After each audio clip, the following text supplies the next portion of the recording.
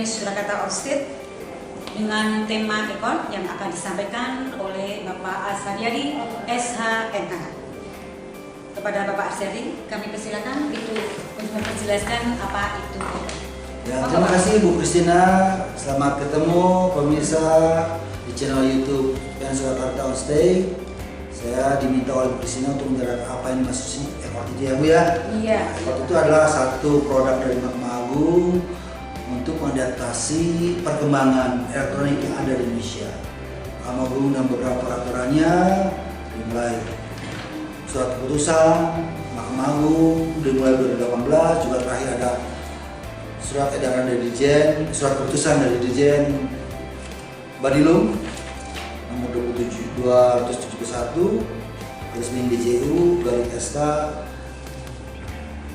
garis PS 01 garis 4 garis 12 tentang petunjuk pelaksanaan peraturan Mahkamah Agung nomor 3 tahun 2008 tentang misalnya perkara peradilan elektronik. Sekarang kita kembali ekor. Ekor itu adalah mempunyai ruang lingkup. Ada yang namanya esamen. Oh, ada ruang lingkupnya ya Pak? Itu dalam masuk ekor itu ya, esamen, ada e-filing, ada e-payment, ada edifikasi. Esamen itu apa? Oke. Esamen, jadi ekor itu kan satu sisi pendaftaran perkara. Pendaftaran perkara tentunya ada pemanggilan dinamakan esamen. Oh, esamen. Terus kalau e-payment adalah satu pembayarannya. Dan kalau para pihak sudah setuju melakukan ekor, jadi berubah namanya jadi litigation. Terus ini Pak, perkara-perkara apa saja Pak yang dapat dilakukan secara ekor ini? Pada prinsipnya semua perkara, baik permohonan maupun gugatan. Dan ada syarat tertentu siapa saja yang bisa mengajukan perkara ini dengan sistem ekor. Yang pertama ada yang dikenal dengan pengguna terdaftar. Pengguna terdaftar itu adalah seorang pengacara, yayasan bisa, lembaga pemerintah bisa, yang sudah mempunyai akun email. Dan pengguna terdaftar ini dia sudah ada di mana nama dia di tempat dia mengucapkan sumpah. Dan contoh dalam kasus ini seorang pengacara di Solo, dia menunjukkan sumpahnya tentunya di Pelantikan Jawa Tengah. Dia memberikan pelayanan pada kliennya yang akan membuat di Jakarta. Jadi si pengacara itu juga kliennya itu tidak perlu berangkat ke Jakarta. Cukup si pengacara itu mengajukan pendaftaran gugatannya di pengadilan negeri di sini di Solo, di pojok ekot yang ada di PTSP, pelayanan terpadu satu pintu di pengadilan. Nanti petugas ekot di pengadilan di PTSP itu menanyakan ke di mana pengacara itu terdaftar. Dia akan menanyakan apa betul Bapak ini terdaftar dengan tinggi, dia punya hak izin untuk beracara. Dan begitu sudah ada, sudah ada, maka sudah terdaftar. Dan saat itu petugas akan memberikan virtual account, cara bayar, virtual account cara bayar. Jadi dalam perkara ekor ini tidak ada uang berjalan di meja, jadi langsung ke virtual account. Jadi Pak, maaf Pak, siapa saja Pak yang Pak sebagai pengguna itu? Tadi saya katakan ada pengguna terdaftar. Pengguna terdaftar itu adalah pengacara, advokat. Ya, sangat bisa lah, ya sangat bisa. Ya, jadi tidak harus pengacara ya Pak, bagi orang awam pun. Kalau buat awam itu nama acaranya pengguna lainnya. Oh, pengguna lain. Pengguna lain itu berarti seseorang, katakanlah seorang itu dia tidak mempunyai pengetahuan tentang elektronik, karena kan ekor ini elektronik. Dia datang ke pojok ekor di ruang PTSP, nanti petugas PTSP akan menerangkan bagaimana tata cara seorang mengajukan gugatan seekor. Jadi itu diminta KTP-nya, diminta apakah sudah punya alamat email. Kalau belum, petugas akan memberikan alamat email sementara untuk perkara ini saja. Jadi contohnya, bingung gitu ya, Pak. Contohnya misalnya Bu Christina ini akan mendaftarkan, akan dibuatkan email oleh petugas PTSP Christina Cantik @gmail.com. Nah itu ibu akan masuk email ibu sementara penyelesaian perkara ini pada saat proses persidangan ini di jawab menjawab. Nah itu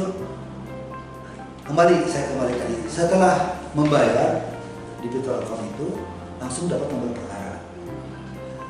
Saat itu pengguna terdaftar atau pengguna lainnya setelah membayar itu langsung mendapat pokok perkara dan dijamin dalam hal ini dalam waktu 15 menit atau sampai 30 menit pihak itu yang mengajukan gugatan sudah tahu kapan akan sidangnya. Jadi perkara yang sudah diterima di PDSP oleh pajak cover itu diteruskan ke back office, ke bagian perdata. Sebentar bagian perdata memberdiskusikan masuk ke ibu ketua untuk ditunjuk siapa hakimnya. Dalam waktu yang sama hakimnya sudah hakim langsung mengisi SIPP, sistem penyelesaian perkara. Di situ tentukan harinya kapan, tanggalnya berapa. Jadi saat itu hari itu juga dalam waktu yang cukup singkat pencari keadilan mengatur kapan. Jadi bisa tahu ya bisa Pak. langsung saat itu. Paling lama 15 menit sampai 30 menit. Nah, sedangkan untuk yang dipanggil yang digugat itu karena sidang pertama tentu akan dimana gugatnya. Kalau gugatnya di Jakarta kita berikan ilustrasi itu antara 3 minggu sampai 1 bulan dipanggil. Sebutlah contohnya misalnya tanggal 25 Agustus. Nanti para pihak hadir tanggal 25 Agustus. Terus majelis hakim yang memegang perkara itu menerangkan bahwa perkara ini akan diselesaikan secara ekor. Kalau tergugatnya setuju, langsung buat pernyataan menyetujui. Dan tentu kalau dia belum punya akun yang terdaftar, dia nanti setelah sidang datang ke pojok ekor yang di PTSI itu mendaftarkan. Nah setelah setuju, barulah dibuat majelis hakimnya itu menyarankan perkara ini sesuai dengan Perma nomor 1 tahun 2019 harus diawali dengan mediasi. Majelis hakim menunjuk mediasi dalam kurun waktu tertentu yang diatur dalam peraturan tersebut kurang lebih 30 hari akan ditempuh acara mediasi. Kalau gagal langsung masuk ke acara pembacaan gugatan. Setelah pembacaan gugatan masuk ke jawaban. Jawaban itu disampaikan melalui akun yang tadi itu.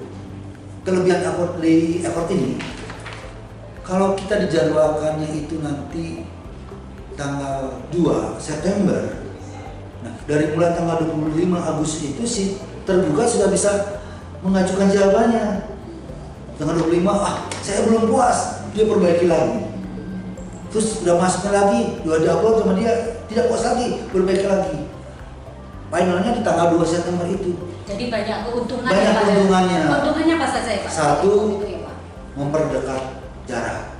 Jadi tidak perlu jauh-jauh dengan sistem sistem. mempercepat ya Pak. Terus apa lagi Pak? Juga kalaupun ada perbaikan sampai dengan diverifikasi. Jadi tadi saya katakan tadi, dia menjawab tanggal 25, dia belum puas jawabannya nih. Kok belum seret? Dia perbaiki lagi tanggal 26. Udah di-upload, dia masih berpikir, oh iya, belum masuk itu nih. Perbaiki lagi. Itu sampai dengan tanggal 25, dia masih bisa memperbaiki. Finish yang terakhirnya diperbaiki itu setelah pada tanggal 22 September, jawaban itu sudah diverifikasi oleh majelisnya. Jadi kan jawaban itu masuk ke akun itu, diverifikasi oleh hakimnya. Di sistem akunnya itu ada penundaan sidang. Penundaan sidangnya misalnya 1 minggu dari tanggal 2 September. Contohnya ya ini tanggal 9 September. Itu untuk replik. Nah, replik itu kan diajukan oleh penggugat ya, penggugat yang seperti Ibu Fusira tahu. Dari tanggal 2 sampai 9 itu si penggugat bisa memperbaiki repliknya untuk menjawab jawaban tadi itu. Jadi tidak kaku-kaku sekali ya iya, Pak. Ada upaya-upaya juga yang perbaikan. Yang itu masih dimungkinkan oleh peraturan sampai dengan tanggal ditentukan. Kita ambil cepatnya tanggal 9 September lah persidangan itu dibuka lagi. Si replik tadi diverifikasi baru bisa dijawab, terbaca bukan dijawab, dibaca oleh tergugat bahwa sudah ada replik dari penggugat. Di tanggal 9 itu majelis hakim sudah menunda lagi persidangan berikutnya tanggal 16 September misalnya begitu ya. Dan tanggal 9 seperti yang tadi bisa perbaiki sampai dengan diverifikasi itu majukan duplik. Kalau duplik kan sudah dupliknya diajukan di tanggal 16 September. Majelis hakim buat penundaan untuk acara selanjutnya adalah dengan pembuktian. Nah, pembuktian ini kembali seperti persidangan manual biasa. Jadi para pihak hadir di pengadilan. Kalau tadi pengadilan para pihak bisa di kantornya, bisa di mall, dimanapun berada bisa ya Pak, aja. tidak harus ke pengadilan kan, di rumah pun bisa. Di rumah pun bisa. Kalau pembuktian harus datang. Kenapa harus datang? Karena harus dicocokkan antara bukti asli dengan fotokopinya. Harus dicocokkan. Kalau sama enggak, nanti kalau sama majelis hakim memberikan kode SDA sesuai dengan aslinya, diparaf tanggal berapa, Setelah bukti tertulis ya kembali seperti manual juga. Saksi itu pun tetap hadir di pengadilan. Ya, di pengadilan hadir. Sebagai saksi itu kesempatan kesimpulan. Kalau sudah selesai pembuktiannya masuk kesimpulan kembali ke sistem elektronik lagi. Tidak perlu hadir pengadilan. Bisa di kantornya masing-masing. Ini ada pertanyaan ya Pak. Bagaimana format gugatan dan dokumen lainnya yang dapat diunggah pada aplikasi Ekor? Formatnya itu bagaimana? Oke, terima kasih, itu juga hal yang penting dalam Ekor. Iya. Karena tentunya yang diunggah itu tidak boleh dirubah sama yang membaca ya. Iya. Makanya jadi format itu dengan sistem PDF. Dan itu sudah kata-kata atau hurufnya itu sampai dengan 500 kilobyte. Berarti bisa berpuluh-puluh lembar halaman ya. Itu untuk gugatan. Demikian juga putusan. Putusan itu dibuat dalam format PDF. Jadi tidak akan dirubah oleh para pihak yang kalah. Karena kalau putusannya dalam format Word, tentunya yang kalah bisa merubah, yang dinyatakan dia tidak diterima bisa dicoret, tidaknya jadi diterima, malah jadi menang. Semua hanya Lebih aman ya Pak. lebih aman. Tidak akan terjadi pemalsuan terhadap putusan atau jawaban para pihak. Gitu. Terus gini Pak, ini berhubungan dengan panjar biaya. Nah ini Pak, berapa lama jangka waktu pembayaran panjar biaya perkara sejak mendapatkan nomor pembayaran? Jangka waktunya Pak? Kita fleksibel sebetulnya, tapi maksimal sampai 1x24 jam, jadi sehari. Jadi kalau yang didaftarkan besok paling lambat sudah daftar, sudah membayar biaya itu. Cara pembayarannya saya lanjutkan lagi ya. Sekalian ya Pak. Pembayaran ini satu dikatakan tadi awal kita pembayaran dengan M-Banking, mobile banking, internet banking. Gak punya itu sebenarnya, pergi ke ATM, di ATM nanti masukin ATM pengguna atau pihak lainnya, ambil aplikasi pembayaran nanti aplikasi lainnya, ambil virtual account yang diberikan oleh petugas tadi, langsung tulis itu otomatis nanti keterima seterusnya ada kelapa pembayaran itu akan bersiap. Hanya sederhana juga kan, repot harus kemana-mana dan tidak akan ada pungli tentunya karena ketemu dengan mesin. Ya kalau biayanya ditentukan oleh ketua pengadilan harus 2 juta, ya 2 juta. Dan 2 juta itu juga bukan seenaknya ketua pengadilan, sudah terukur, sistemnya itu sudah memberikan informasi kepada ketua dengan pihak sekian orang, jaraknya sekian orang, berapa kali panggilan, secara otomatis sistem akan mengatur. Jadi angka 2 juta tadi itu adalah dari angka sistem. Pihak luar juga bisa akses ya Pak, Bisa akses. melihat berapanya kita terbuka ya Pak. Sangat terbuka, itu sangat terbuka untuk pihak pengadilan itu sangat terbuka. Sistem peradilan kita ya Pak untuk kemajuan. Oke, kita berbicara di hal lain di Ekor itu tentang pembuktian. Pembuktian di Ekor ini seperti perkara manual biasa. Jadi para pihak hadir di pengadilan. Kalau tadi bagian lain, pasal-pasal lain jawab itu bisa di luar rumah, bisa di kantornya, malah bisa semua itu ya. Untuk pembuktian harus hadir di pengadilan. Karena kenapa untuk hadir? Karena untuk melihat bukti dari pihak lain disaksikan oleh pihak lainnya. Dan bukti yang fotokopi itu yang diserahkan ke pengadilan itu harus ada bukti aslinya. Di situ sama, baik penggugat maupun tergugat juga begitu. Harus hadir pengadilan. Setelah bukti tertulis kita menginjak ke bukti saksi. Itu pun masih di pengadilan. Jadi akan ada ketemu para pihak di pengadilan dengan saksinya. Kenapa untuk saksi harus ketemu? Karena ini untuk diketahui gestur dari bicara itu, saksi itu berbicara bohong atau tidak, dari gestur saksi itu bisa terlihat. Makanya harus hadir. Itu untungnya Ekornya itu ya, hadirnya bisa kalau kita kan bohong. Kalau saksinya di kantor pengacara nanti kan bisa disetting keterangannya kan, makanya harus hadir di pengadilan. Nanti setelah beres pembuktian baik surat maupun saksi, masuk beberapa pihak tidak menggunakan lagi bukti apapun, masuk ke kesimpulan. Kesimpulan para pihak bersama-sama dengan waktu yang ditentukan oleh majelis mengajukan kesimpulan melalui akun yang tadi. Jadi akun yang tadi itu dimasukkan tanggal yang sama dan diverifikasi oleh majelis hakim, tapi tidak bisa dibaca untuk kesimpulan. Dan kesimpulan menunda untuk pembacaan putusan. Jadi si kesimpulan itu hanya ada di filernya majelis hakim, tidak diverifikasi untuk dipublish ke para pihak masing-masing. Jadi bisa Nggak bisa ya, untuk persidangan. ya. Nanti baru bisa melihat lagi setelah pembacaan putusan. Dan pembacaan putusan itu bedanya dengan perkara biasa. Kalau perkara biasa disebutkan ada majelis hakim melakukan musyawarah antara ketua majelis, si A majelis hakim ke majelis, si B, si C masing-masing anggota musyawarah dan nasihat. Kalau dalam ekor ini ketua majelis itu menjadi pembaca pertama, membaca, memverifikasi. Kedua, anggota satu baca pembaca kedua, memverifikasi. Anggota dua sebagai pembaca tiga, memverifikasi. Setelah itu baru para pihak bisa mengetahui putusannya apa. Putusan itu apa?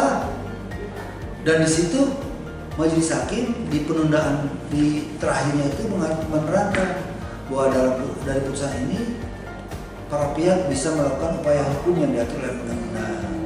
Jadi mereka bisa langsung mengajukan upaya hukum kalau dia tidak menerima. Jadi kalau putusan tidak perlu datang ke pengadilan, tapi lihat di situ. Di akunnya masing-masing gitu ya Pak ya. Kurang lebih begitu ya Bu Christine ya. Ini Pak, tadi Bapak menerangkan mengenai yang pengguna terdaftar itu dari avokat dan non avokat. Berarti siapapun terbuka ya Pak ini ya. Ini Pak, kita mau tanya mengenai syarat-syarat pengguna terdaftar itu apa saja Pak? Syarat yang harus ya, dipenuhi. oke, terima kasih. Kalau pengguna terdaftar itu advokat ya, harus advokat ya. Advokat tentunya dia mempunyai SK sebagai advokat. Dia mempunyai KTA, kartu tanda anggota satu badan organisasi pengacara. Juga dan sekarang ini ada diminta KTP-nya. Jangan-jangan dia nggak punya KTP gitu ya. Dan yang paling penting tentunya juga ada bukti penyumpahan bahwa dia sebagai advokat di pengadilan tinggi di mana dia. Dan di sini dalam perkara ekor ini diminta nomor rekening. Loh kenapa kok diminta nomor rekening? Jadi di panja biaya perkara yang dibayar melalui virtual account itu, kalau ada kelebihan akun langsung dikembalikan ke otomatis. Jadi tidak perlu ngantor. Nah, di sisanya kan di putusan itu kan ada biaya itu berapa ditentukan. Contohlah dalam virtual account membayar 2 juta misalnya ya. Contoh ini di putusan bahwa penjelasan perkara ini dia dibayarkan pada yang kalah sebesar 1,5 juta. Dia bayar tadi daftarkan 2 juta. Nah, 500 itu bisa langsung dikembalikan ke nomor rekening yang telah diberikan oleh si pengguna terdaftar itu. Demikian juga pengguna tidak terdaftar atau pengguna lainnya. Dia kalau punya nomor rekening silakan diajukan. Kelebihannya akan kembalikan, jadi tidak akan bolak-balik, itu otomatis. Gitu. Lebih mudah lagi kan? Berarti pengadilan tidak ada uang beredar ya tidak Pak? Beredar. Semua lewat rekening ya Pak. Iya. Kalau yang itu Pak, yang dari non avokat Pak. Ya. Tadi syarat-syaratnya. Tentu perorangan kan berarti orang ya, orang foto. Dia harus punya KTP dia. Kalau nggak ada KTP, ya boleh SIM, boleh paspor juga. Bukti diri. Bukti diri. Nah, bukti diri. Dan tentunya dia harus punya alamat email. Alamat email. Kalau belum punya akan dibantu oleh petugas di pojok ekor itu. Seperti yang dikatakan, saya contohkan tadi adalah misalnya Christina.cuantik@gmail.com. Nah, itu akan dibuatkan. Itulah akunnya Bu Christina sebagai pengguna. Apa Mbak?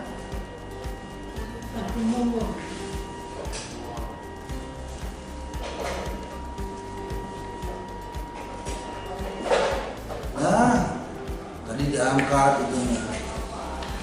Oke, kembali ya Dari dari perseorangan. persorangan, bukti diri ya, KTP, SIM, paspor, ya, terus email. Ini yang paling penting di persidangan saya itu adalah alamat email. alamat akun ya. Nah, jadi memanggilnya alamat akun, jadi nggak akan lama lagi. Kalau sekarang kan kita bisa manggil itu bisa 1 minggu, 2 minggu, 3 minggu. Kalau nanti jurusita bisa langsung. Dan di sini kinerja pengadilan juga terukur. Manakala jurusita memanggil melalui esamen itu tadi, pemanggilan setelah itu, dia harus mengisi SIPP. Jadi kinerjanya itu terpantau gitu. Kayak jurusita itu terpantau cepat. Jadi walaupun pihak-pihak itu berada di luar kota Solo, misalkan di Jakarta, di Surabaya, dalam jangka waktu 1 minggu bisa ya Pak ya, tidak perlu datang. Kalau dulu itu harus pakai kayak manual itu, kita delegasi ya, delegasi. Nah, sekarang dengan adanya sistem seperti ini akan lebih cepat ya Pak ya. Dan dia pun dia perlu skin lagi kan bisa aja kan gitu. Iya betul. Jadi tidak perlu repot-repot datang ke pengadilan ya Pak. Betul. Gini Pak. Apakah proses registrasi akun pengguna ekor itu dikenai biaya? Kalau registrasi pengguna ekor sama sekali tidak ada biaya ya. Jadi tidak biaya itu hanya murni untuk biaya perkara. Biaya perkara itu meskipun namanya panjer itu sudah terukur berapa yang harus dibayarkan. Jadi ketua pengadilan menentukan berapa biaya untuk perkara itu sudah dihitung radiusnya, berapa kali panggilannya. Dan kalaupun meleset, yang saya katakan tadi ada kelebihan itu akan otomatis dikembalikan pada nomor rekening si pihak ini bisa pengguna terdaftar, bisa pengguna lainnya nomor rekening itu gitu. Wes kasih, mandu saya.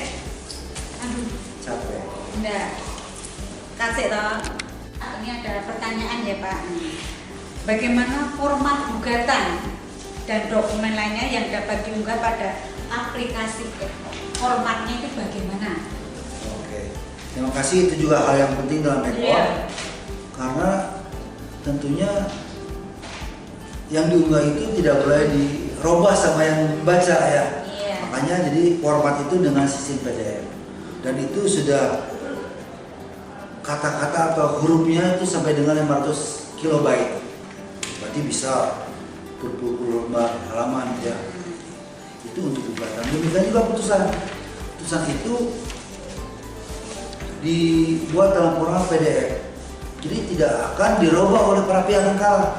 Karena kalau putusannya dalam format Word, tentunya yang kalah bisa merubah, yang dinyatakan dia tidak diterima bisa dicoret tidaknya jadi diterima, malah jadi menang.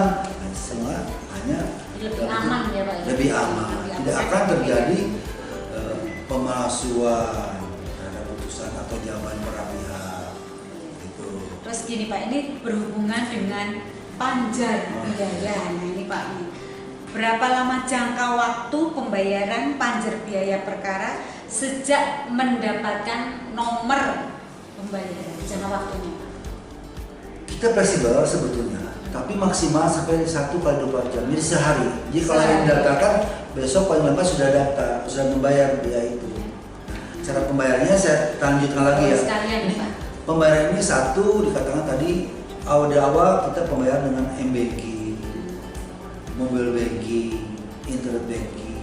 Gak punya itu sebenarnya, pergi ke ATM. Di ATM nanti masukin ATM pengguna atau pihak lainnya, ambil aplikasi pembayaran nanti aplikasi lainnya ambil virtual account, yang diberikan oleh petugas tadi, langsung tulis itu, otomatis nanti keterima institutnya, ada apa pembayaran itu akan bersiap.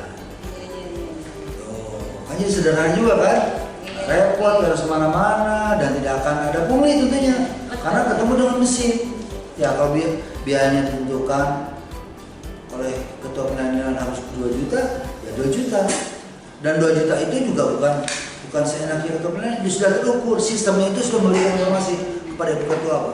Dengan pihak sekian orang, jaraknya sekian orang, berapa kali panggilan, secara otomatis sistem akan mengatur. Jadi angka 2 juta tadi itu adalah dari angka sistem. Pihak luar juga bisa akses ya Pak, bisa melihat berapa-berapanya. Kita terbuka ya Pak? Sangat terbuka, itu sangat terbuka untuk pihak pengadilan itu sangat terbuka. Sistem peradilan kita ya Pak untuk kemajuan. Oh.